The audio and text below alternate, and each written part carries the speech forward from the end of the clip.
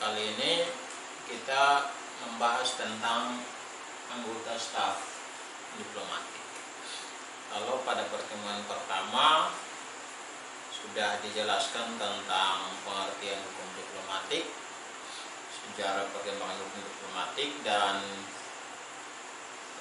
pembukaan hubungan diplomatik.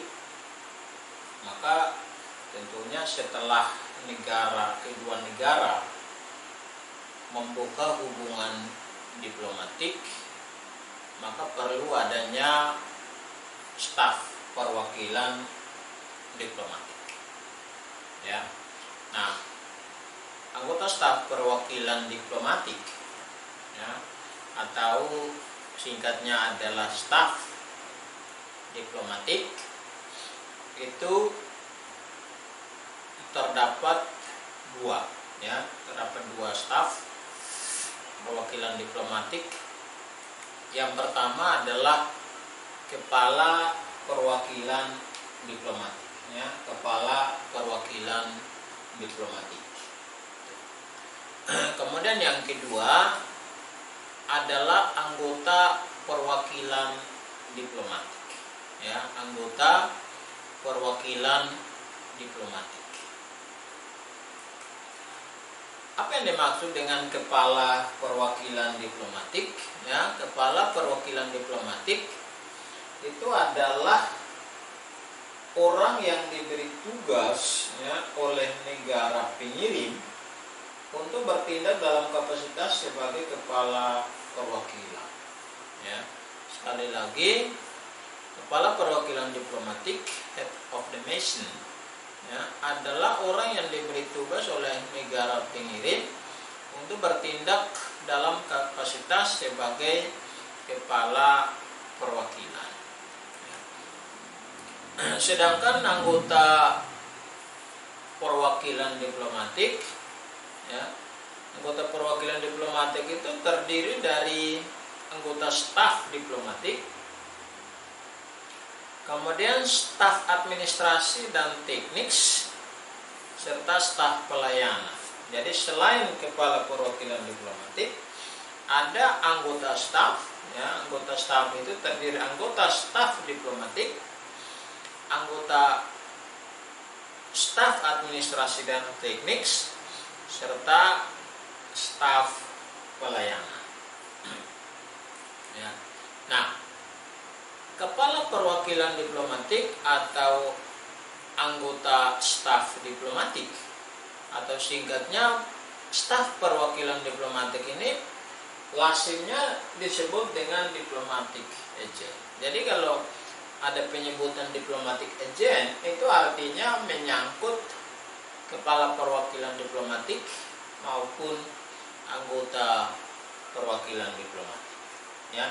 Sedangkan kalau disebut anggota perwakilan diplomatik, maka itu terdiri dari anggota staf diplomatik, anggota staf administrasi dan teknis, serta dengan staf pelayanan.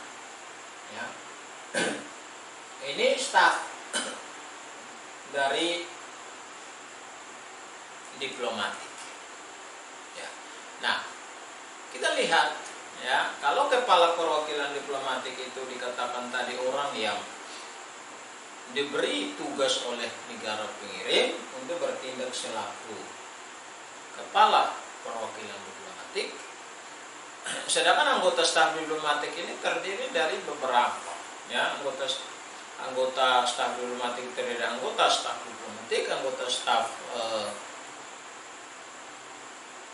staf administrasi dan teknis, serta anggota staf pelayanan. Ya.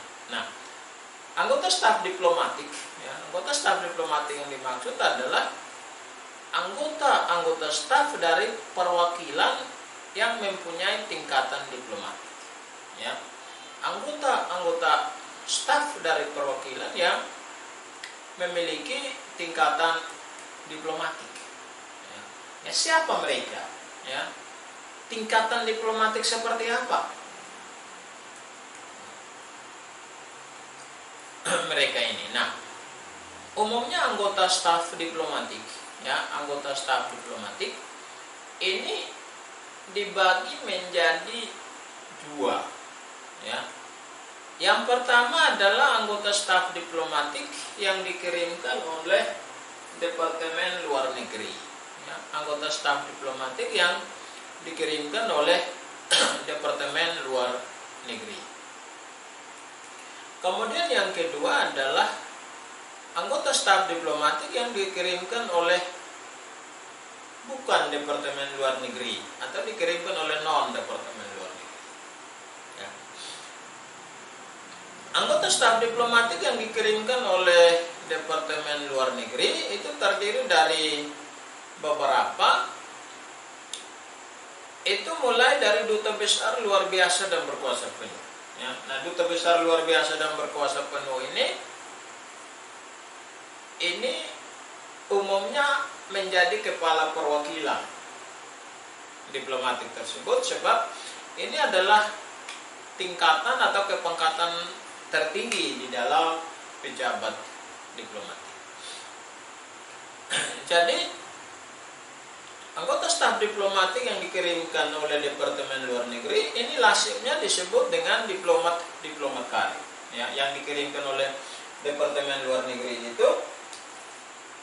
itu adalah diplomat karir, ya. Diplomat karir itu terdiri dari duta besar luar biasa dan berkuasa penuh, ya.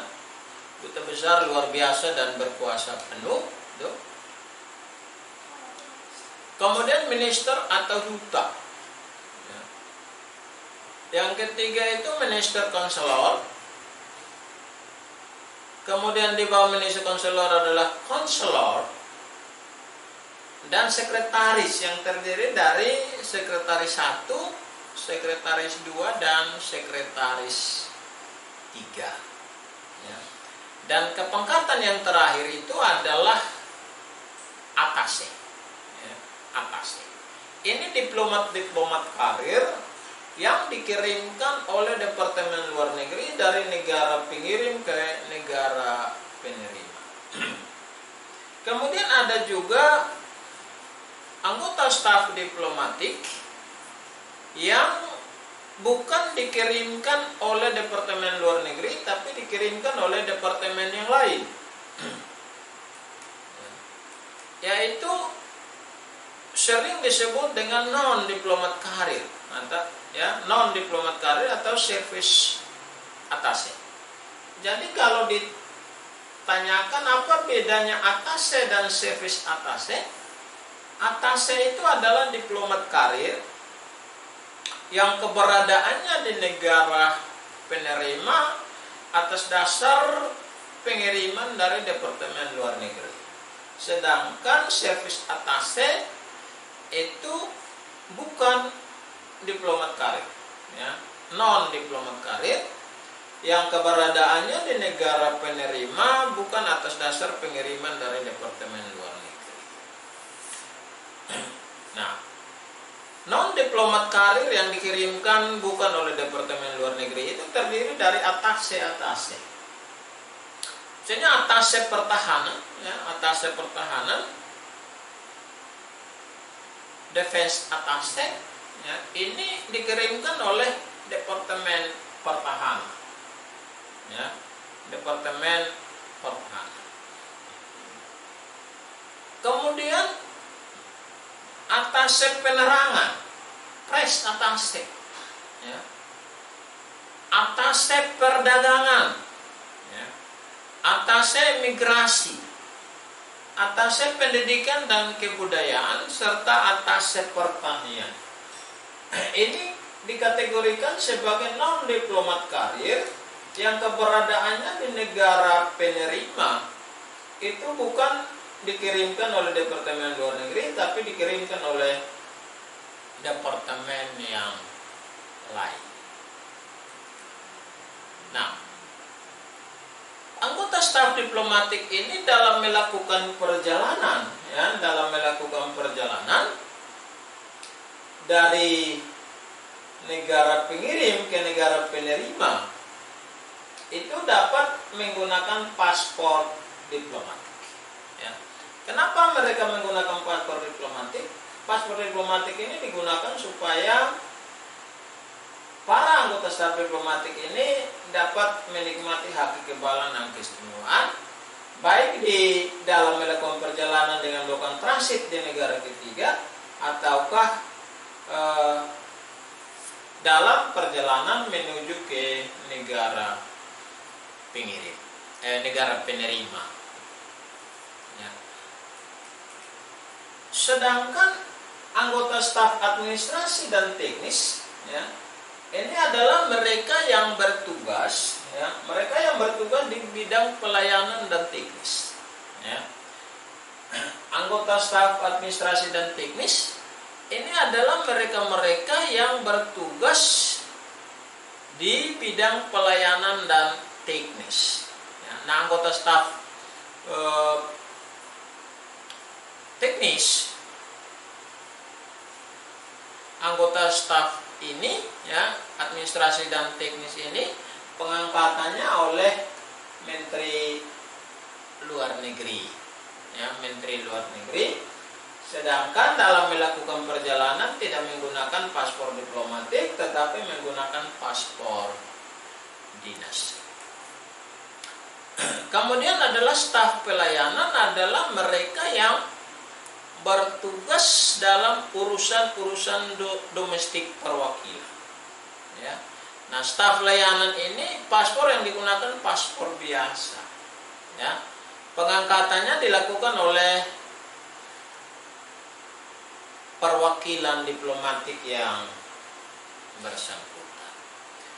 Kemudian pelayan pribadi, private service. Ya. Pelayanan pribadi atau staf lokal, ya.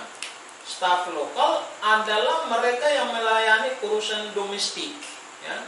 Mereka yang melayani urusan domestik dari anggota staf perwakilan dan bukan pegawai dari negara pengirim. Ya.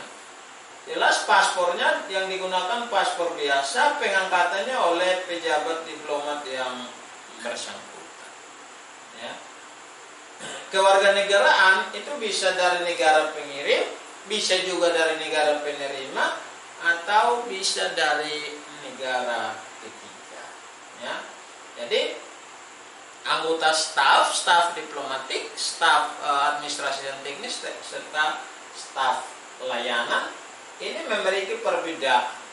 Ya, staf diplomatik itu perjalanannya jelas menggunakan paspor diplomatik, sedangkan staf administrasi dan teknis menggunakan paspor dinas. Staf layanan ini menggunakan paspor biasa. Pengangkatannya juga berbeda, ya. Kalau perwakilan diplomatik atau staf diplomatik itu pengangkatannya oleh presiden, ya, sedangkan administrasi teknis itu oleh Menteri Luar Negeri. Ya, kemudian staf layanan itu diangkat langsung oleh kepala perwakilan yang bersangkutan.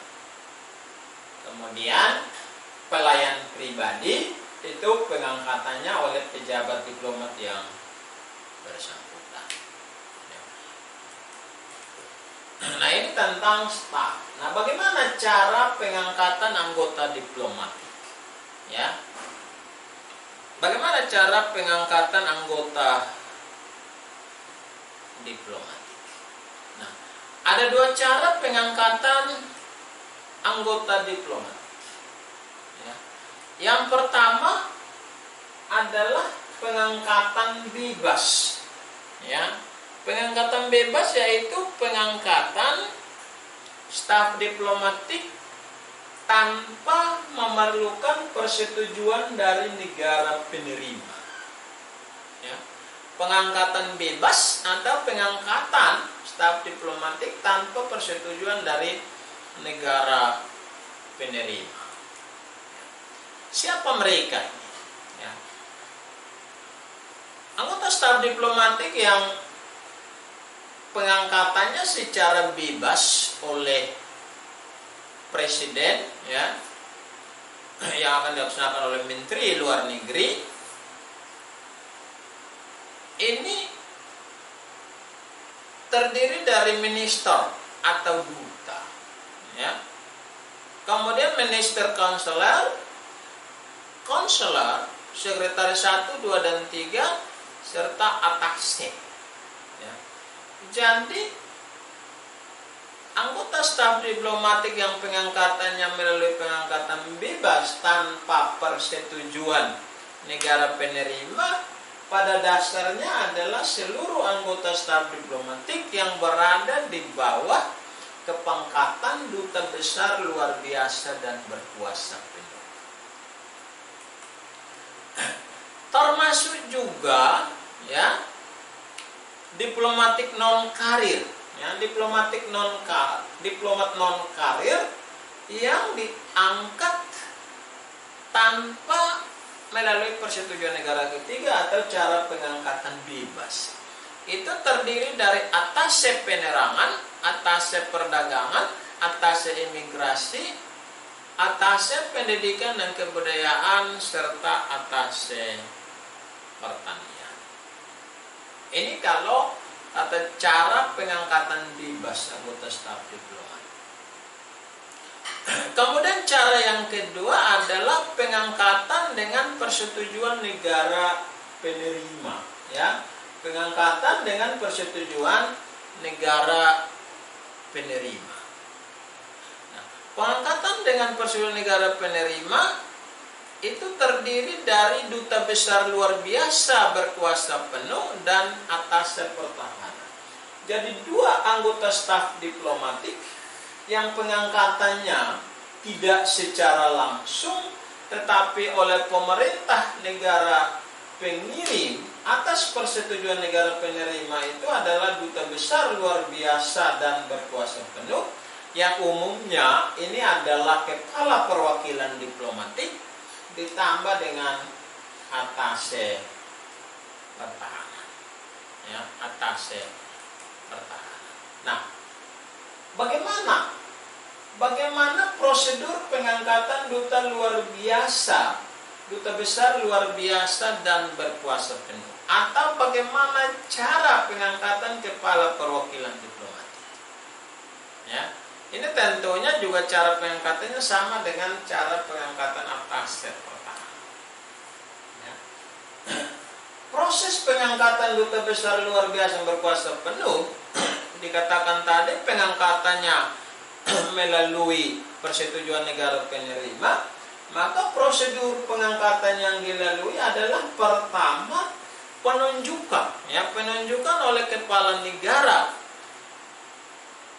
pengirim dengan meminta persetujuan negara penerima dengan melampirkan CV dari calon yang bersangkutan. Ya.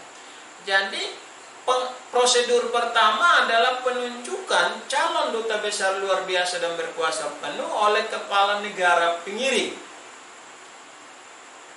dengan meminta persetujuan dari negara penerima melalui kurikulum vitae atau riwayat hidup dari calon yang bersangkutan, ya, itu dikirimkan kepada negara penerima.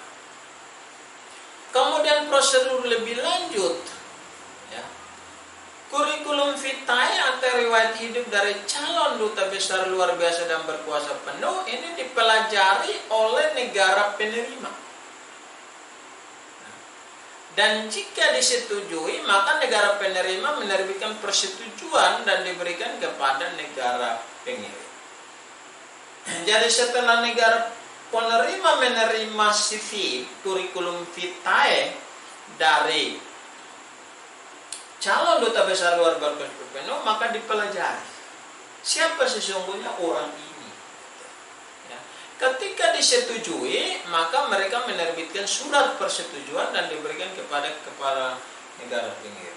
Demikian pula sebaliknya, kalau ditolak atau tidak disetujui, maka juga disampaikan kepada negara pengirim, dan tentunya negara pengirim harus mengganti calon yang bersangkutan. Ya. Tetapi kalau diterima dan diterbitkan surat persetujuan, ya, surat persetujuan yang diberikan oleh negara penerima kepada negara pengirim, maka prosedur lebih lanjut adalah kepala negara dari negara pengirim, ya, mengeluarkan surat-surat kepercayaan atau presidensial yang ditandatangani dan dialamatkan kepada negara penerima.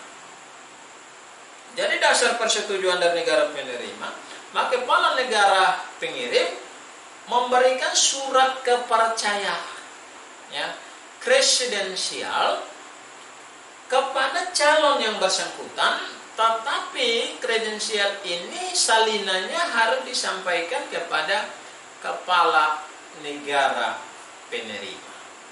Ya. Kemudian prosedur lebih lanjut adalah setelah calon duta besar luar berkuasa penuh itu menerima surat kepercayaan dari kepala negaranya, maka ia segera meminta visa diplomatik ke kedutaan besar negara penerima. Atau jika melalui negara ketiga, maka ia harus meminta juga visa diplomatik dari negara ketiga agar dapat memperoleh hak kekebalan dan keistimewaan. Misalnya seorang calon duta besar disetujui dan memperoleh surat kepercayaan dari Presiden Republik Indonesia untuk menjadi duta besar luar biasa dan berkuasa penuh di Amerika Serikat. Setelah menerima surat kepercayaan itu, maka calon bersangkutan harus ke kedutaan besar Amerika Serikat untuk mengurus visa diplomatik. Ya. Atau misalnya ke Amerika Serikat tidak bisa melalui penerbangan langsung, tapi harus melalui transit di negara lain, misalnya harus transit di Singapura, maka calon duta besar luar biasa berkuasa penuh itu juga harus meminta visa diplomatik di kedutaan besar Singapura supaya ketika transit dilakukan di sana dia tetap menikmati hak kekebalan dan keistimewaan. Setelah calon duta besar itu menerima atau mengurus visa, ya, visa diplomatik, maka duta besar itu menuju ke negara penerima dengan membawa fotokopi atau salinan asli kredensial atau surat kepercayaan. Kalau sudah lengkap, dia berangkat, tetapi harus membawa fotokopi atau salinan asli kredensial atau surat kepercayaan. Setelah calon duta besar luar biasa berkuasa penuh ini tiba di negara penerima, maka ia harus menemui Menteri Luar Negeri, ya, dan memberitahukan kedatangannya dan keluarganya, ya, kemudian menyerahkan fotokopi, ya, menyerahkan fotokopi surat kepercayaan dari kepala negara kepada kepala negara penerima. Kecuali jika tidak bisa menemui kepala negara penerima karena berbagai kesibukan, maka penyerahan surat kepercayaan atau kredensial itu dapat diserahkan kepada Menteri Luar Negeri dari negara penerima. Ya. Pada saat duta besar luar biasa berkuasa penuh ini bertemu dengan Menteri Luar Negeri dan menyerahkan surat kepercayaan, maka menurut Konvensi Wina 1961 tentang hubungan diplomatik, duta besar luar biasa berkuasa penuh itu dianggap telah melaksanakan tugas sebagai kepala perwakilan diplomatik. Ya. Nah, bagaimana kalau terjadi kekosongan jabatan? Bisa saja kepala perwakilan diplomatik mengalami atau berhalangan sementara maupun berhalangan tetap. Maka kepala perwakilan diplomatik itu perlu dilakukan pengisian jabatan sehingga tidak terjadi kekosongan jabatan. Ya. Nah, apabila kepala perwakilan diplomatik berhalangan, maka dapat digantikan oleh pejabat yang pangkatnya lebih tinggi setelah kepala perwakilan diplomatik. Tetapi syaratnya harus berasal dari diplomat karir. Ya, harus dari diplomat karir. Ya.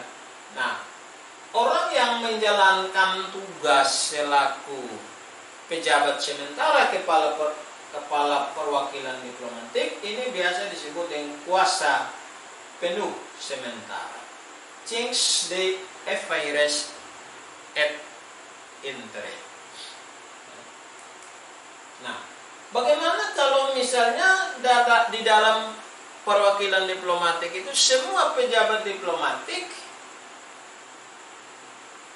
berhalangan dan yang ada hanyalah staf administrasi, ya.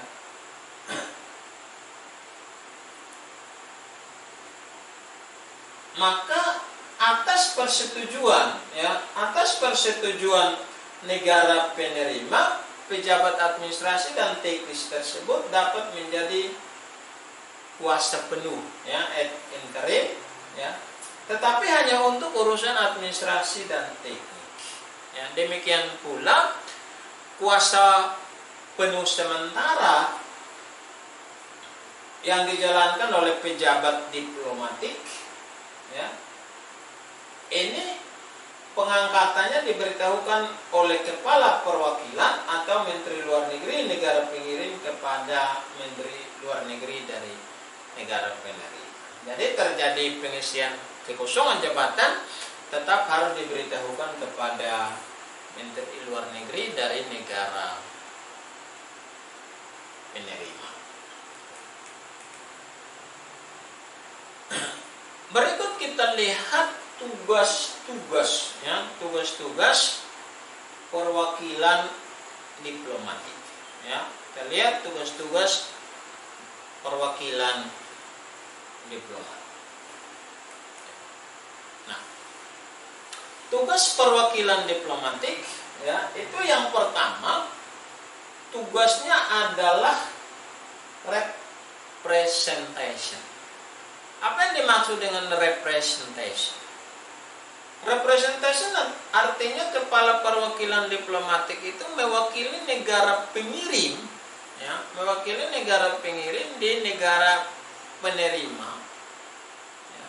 Tetapi ada pembatasan-pembatasannya, ya. Jadi tugas pertama representation, perwakilan diplomatik itu mewakili negara pengirim di negara penerima. Perwakilan itu ada pembatasannya. Pembatasan pertama adalah tidak boleh menggunakan kedutaan besar, ya, tidak boleh menggunakan kedutaan besar dengan cara yang tidak sesuai dengan tugas-tugas perwakilan diplomatik, ya, sebagaimana ditetapkan dalam Konvensi Wina 1961 atau aturan lain dari hukum internasional atau persetujuan khusus bilateral lainnya antara negara pengirim dan negara penerima. Ini dibatasi, ya.